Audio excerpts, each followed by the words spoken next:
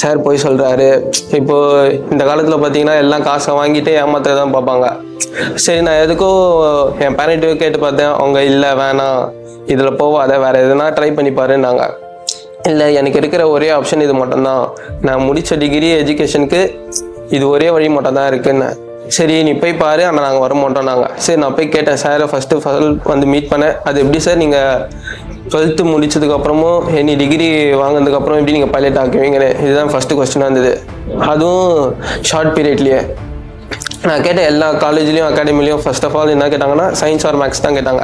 ஆனால் சார் சொன்னார் இல்லை 12th அண்ட் எனி டிகிரி முடித்தாலே பைலட் ஆகலான்னு. எனக்கு பெரிய கன்ஃபியூஸ்டாக இருந்தது. சார் எனக்கு அப்புறம் டீப்லி கிளியர் பண்ணார் அது என்னென்ன ப்ராசஸ் எப்படின்னு, and loan process and visa process and abroad part time jobs, இது எல்லாமே எனக்கு கரெக்டாக வாங்கி கொடுத்தாரு.